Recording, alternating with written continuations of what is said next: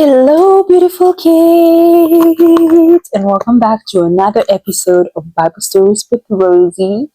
Today's story is titled Flood. What is flood? Flood is when there's a lot of rain that covers the ground and there is nowhere to step. Have you ever seen that on the TV? And do you know of a man named Noah? Yeah, our story today comes from the book of Genesis chapter 6 verse 13 and verse 17 through 22 and Genesis chapter 9 verse 8 through 13.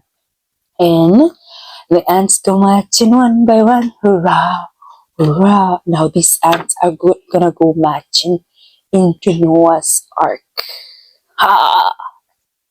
Okay, so today's story is titled The Flood. So God said to Noah, "People have made the earth full of violence, and so I will destroy all the people from the earth.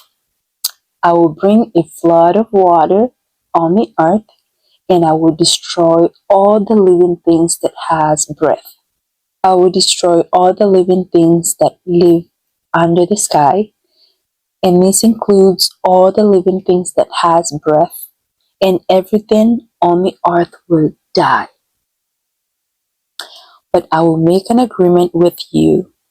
You, your sons, your wife, and your sons' wives will all go into the boat.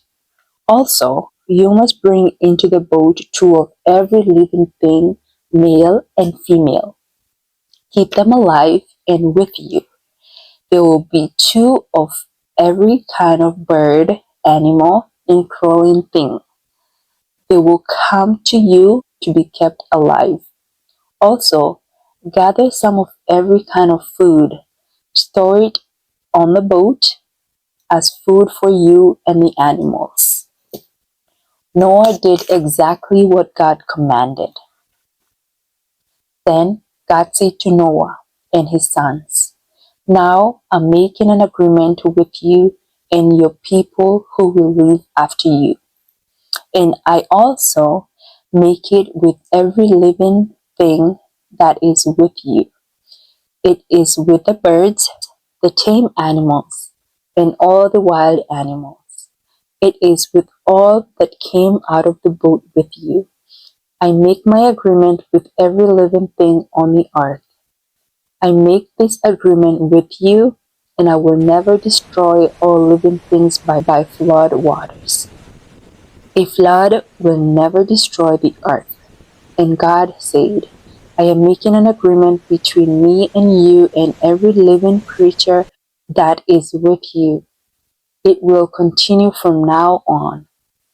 This is a sign. I am putting my rainbow in the clouds.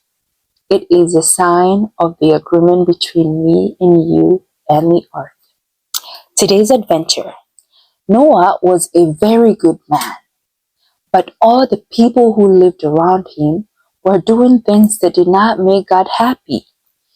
And so one day, God said to Noah, "I am going to send a great flood from heavens to destroy every person and every animal because of the wrong things they're doing." God then told Noah, "I want you to build a big boat. You, your wife, and your 3 sons and their wives should get into the boat before the rain comes so that you will be safe." God also told Noah to put two of every animals into the boat. Noah put cows and dogs and camels and eagles and elephants and even skunks into the boat.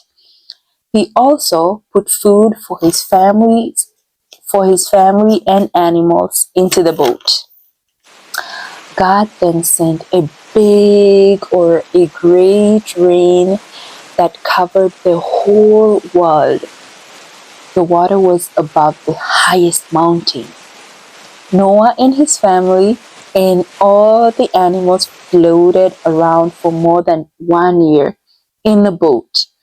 Now, more than 1 year in a boat, I was doing my research and it shows they floated for 371 days. If I'm wrong, please correct me on the comments down below. Let's continue. When the rain stopped and the ground was dry, Noah and his family and the animals came out of the boat.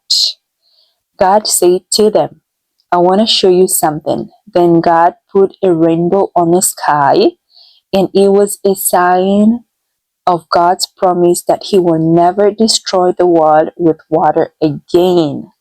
You can always trust God's promises. Now, this story teaches us that God always keeps His promises, and I can trust Him. Now, that's the end of our beautiful story. Thinking about how Noah listened to the voice of God and followed His command, and he built the boat. I'm sure so many people around Noah saw him building this ark or this big boat, and they were wondering, what is wrong with this man? And when Noah was telling them about this big flood or great flood that was about to come, no one believed him.